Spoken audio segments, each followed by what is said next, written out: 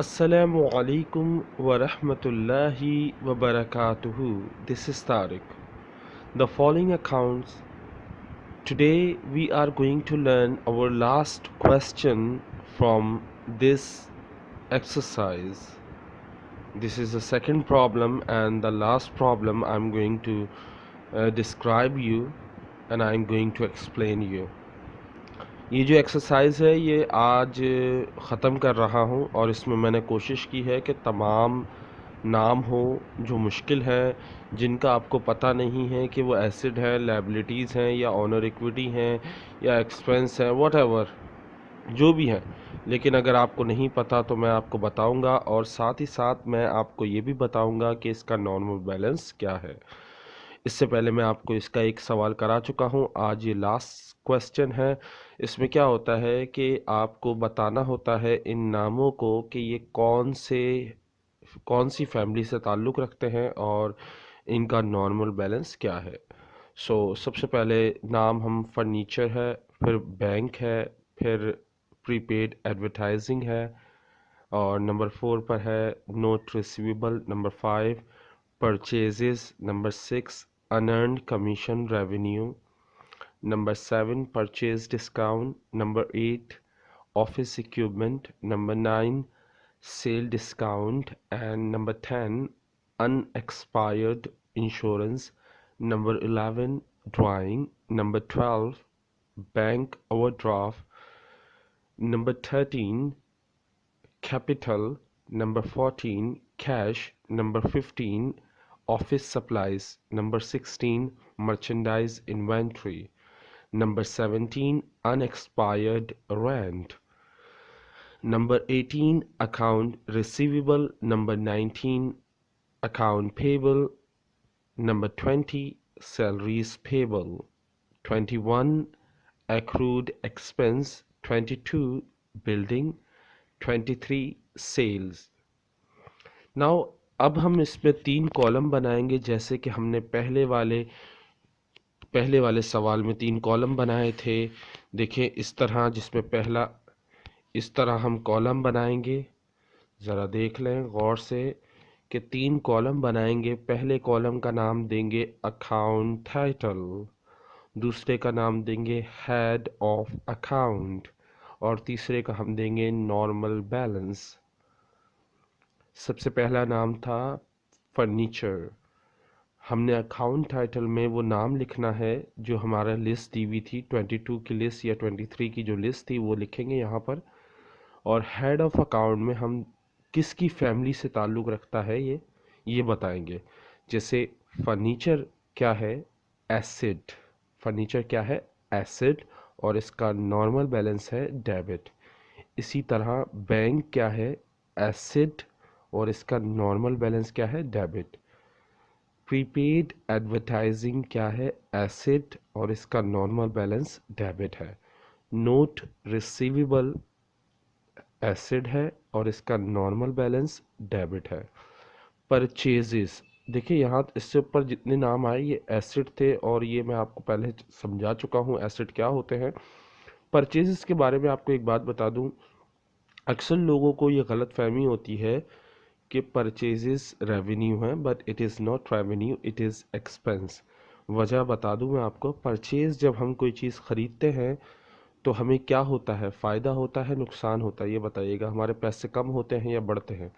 Obviously नुकसान होता है जब हम कोई चीज़ ख़रीदते हैं, बेशक कारोबार के लिए ही क्यों ना ख़रीदें या बेचने के लिए ही क्यों ना ख़रीदें, तो हमारे पास जो चीज़ ख़रीदी जाती है वो कारोबार को मंथली बेसिस पे, जैसे एक दुकानदार है वो मंथली बेसिस या वीकली बेसिस पर सामान लेकर आता है, तो जो चीज़ आप पर लाजिम हो ख़रीदना हर महीने वो एक्सपेंसेस होते हैं, यानी अखराजात होते हैं। तो परचेजेस क्या है, एक्सपेंसेस है, और इसका नॉर्मल बैलेंस क्या है, डेबिट। इसी तरह अनअर्न्ड कमीशन रेवेन्यू, याद रखिएगा 3 ऐसे नाम हैं जिनके साथ जो चीज़ लगी हुई है होती है वो नहीं होते। जैसे यहाँ पे नाम लिखा हुआ है अनअर्न्ड कमीशन रेवेन्यू। रेवेन्यू का मतलब क्या होता है, इनकम। अगर आपने इसके कॉलम में इनकम लिख दिया, ये इनकम नहीं है बल्कि ये लाइबिलिटी है। क्या है, लाइबिलिटी यानी कर्ज, वाजिबुल अदा कर्ज या कर्ज कह ले। तो अनअर्न्ड कमीशन रेवेन्यू इनकम नहीं है, यानी रेवेन्यू नहीं है बल्कि लाइबिलिटी है। इसके साथ रेवेन्यू इसलिए लिखा जाता है कि ये वो आमदनी होती है जो आप एडवांस में वसूल करते हो। एडवांस में जो आमदनी वसूल की जाती है वो एक तरह का कर्ज होता है, एक तरह की लायबिलिटी होती है कि आपने किसी को सर्विसेज नहीं दी और सर्विसेज दिए बगैर आपने पैसे ले लिए, तो उसे कहते हैं अनअर्न्ड कमीशन रेवेन्यू। इसके साथ ज़्यादातर रेवेन्यू इसलिए भी लगाया जाता है कि बच्चा इसको एमसीक्यूज़ में रेवेन्यू को देख के रेवेन्यू पर टिक लगा दे और वो गलत हो जाए। तो रेवेन्यू यहाँ पे अनअर्न्ड कमीशन क्या है, रेवेन्यू नहीं है। इसके साथ रेवेन्यू लिखते हैं लेकिन ये रेवेन्यू की फैमिली से ताल्लुक़ नहीं रखता। ये किसकी फैमिली से ताल्लुक़ रखता है, लाइबिलिटी। और लाइबिलिटी का नॉर्मल बैलेंस क्या है, क्रेडिट। इसी तरह परचेज डिस्काउंट, अगर आप ऊपर वाला परचेज देखें तो उसमें ये एक्सपेंस था, ऊपर वाला परचेज क्या था, एक्सपेंस था, और नॉर्मल बैलेंस क्या था, डेबिट था। लेकिन जब बात होती है कंट्रा अकाउंट की, कंट्रा अकाउंट वो होते हैं जैसे परचेज जैसे खरीदने के उलट यानी वापस करना या उसमें डिस्काउंट देना, वो कंट्रा अकाउंट में आते हैं।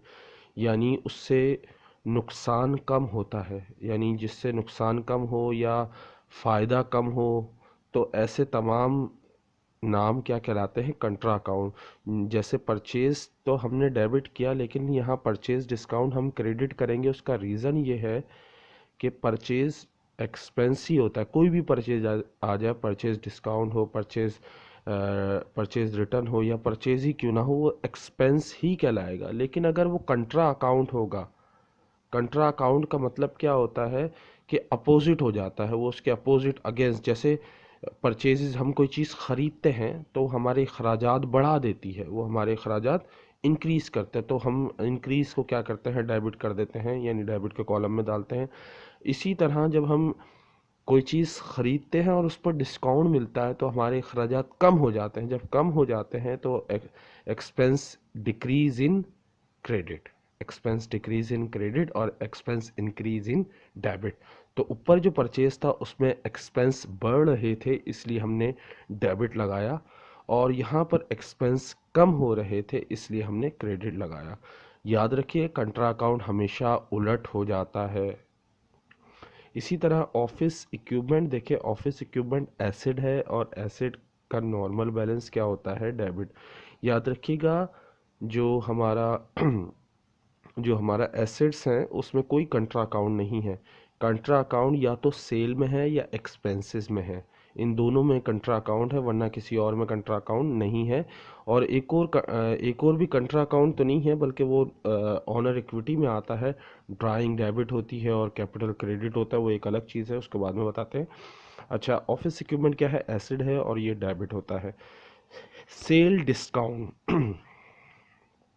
सेल डिस्काउंट क्या होता है, रेवेन्यू इनकम, रेवेन्यू या इनकम स्लैश डला हुआ दोनों में। सेल डिस्काउंट क्या है, रेवेन्यू, लेकिन ये आमदनी को कम कर देता है। देखो, अगर आपको rules of debit and credit याद हो तो मैं आपको बता दूं, income increases in credit, income decreases in debit. अब दूसरे लफ्ज़ों में कहता हूँ, revenue increases in credit and revenue decreases in debit. तो यहाँ पे सेल क्या है, जब आप बेचते हो तो आपके पास पैसा आता है, लेकिन अगर कोई आपसे डिस्काउंट ले जाए तो वो क्या होगा, आपके कारोबार को फ़ायदा पहुँचाएगा या आपके कारोबार को नुकसान पहुँचाएगा, आपकी आमदनी को ज़्यादा करेगा या कम करेगा, आपकी आमदनी को कम करेगा। तो रेवेन्यू डिक्रीज हो रहा है, रेवेन्यू क्या हो रहा है, डिक्रीज। तो रेवेन्यू डिक्रीज इन डेबिट, तो इसका नॉर्मल बैलेंस क्या होगा, डेबिट। अगर आपको rules of debit and credit याद है तो आपको ये कंट्रा अकाउंट है सेल का, याद रखिएगा। इसी तरह अनएक्सपायर्ड इंश्योरेंस, अनएक्सपायर्ड का मतलब होता है प्रीपेड। याद रखिएगा ये प्रीपेड दूसरा नाम है जिसके साथ एक्सपेंस लगा होता है, लेकिन ये एक्सपेंस नहीं होता। यहाँ पे तो नहीं लगाया हुआ मैंने एक्सपेंस, लेकिन प्रीपेड के साथ ज़्यादातर प्रीपेड एक्सपेंस लिखा होता है, लेकिन ये एसिड होता है। क्या होता है, प्रीपेड या अनएक्सपायर्ड जो भी आ जाए, अनएक्सपायर्ड आ जाए या प्रीपेड आ जाए, ये हमेशा क्या होता है, एसिड होता है और उसका नॉर्मल बैलेंस क्या होता है, डेबिट। इसी तरह ड्राइंग, ड्राइंग का मतलब होता है कारोबार में नुकसान। जब कारोबार में नुकसान होता है तो हम इसको अब मैं आपको एक मिसाल देता हूँ। जब कारोबार में फ़ायदा होता है तो honour equity increase in credit, और जब ऑनर इक्विटी यानी कारोबार में नुकसान होता है, यानी आपकी आमदनी या आपकी जो मलकियत है वो कम होती है, तो वो डेबिट में जाती है। यानी honours equity increase in credit, honour equity increase in debit.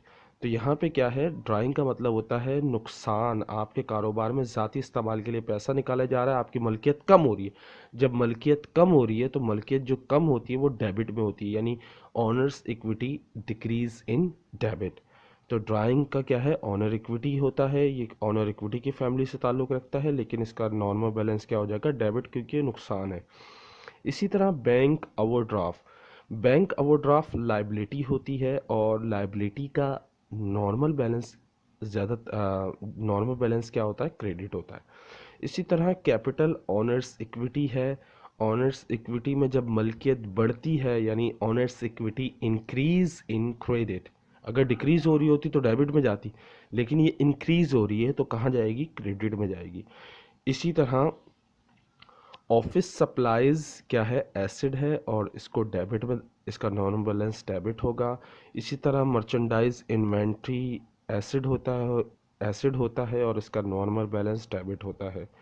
इसी तरह अनएक्सपायर्ड रेंट यानी प्रीपेड, प्रीपेड एसिड होता है, और इसका नॉर्मल बैलेंस डेबिट होता है। अकाउंट रिसीवेबल एसिड होता है, और इसका नॉर्मल बैलेंस डेबिट होता है। अगर आपको एसिड की लिस्ट याद नहीं है तो कर लें, क्योंकि यही सबसे बड़ी लिस्ट है। उसके बाद है अकाउंट पेबल। अकाउंट पेबल क्या है, लाइबिलिटी है, और इसका नॉर्मल बैलेंस होता है क्रेडिट। सैलरी पेबल, जितना भी पेबल होते हैं वो लाइबिलिटी होते हैं, तो इसका लाइबिलिटी का जो नॉर्मल बैलेंस होता है वो क्रेडिट होता है। इसी तरह एक्रूड एक्सपेंस, एक्रूड एक्सपेंस भी लाइबिलिटी होती है, और इसका नॉर्मल बैलेंस क्रेडिट होता है। इसके साथ एक्सपेंस लिखा हुआ है, बिल्कुल ये मत समझिएगा कि ये प्रीपेड या तो एसिड है या तो कोई और एक्सपेंस है। ये ना एक्सपेंस है ना ये प्रीपेड है। एक्रूड एक्सपेंस लिखा हुआ आ जाए तो समझ जाइएगा ये लाइबिलिटी होती है, और लाइबिलिटी हमेशा कहाँ नॉर्मल बैलेंस में आ जाती है, क्रेडिट में। इसी तरह बिल्डिंग जो है एसिड है, और इसका नॉर्मल बैलेंस डेबिट है। इसी तरह सेल जो है, सेल हमारी आमदनी को बढ़ाता है, रेवेन्यू इंक्रीज इन क्रेडिट।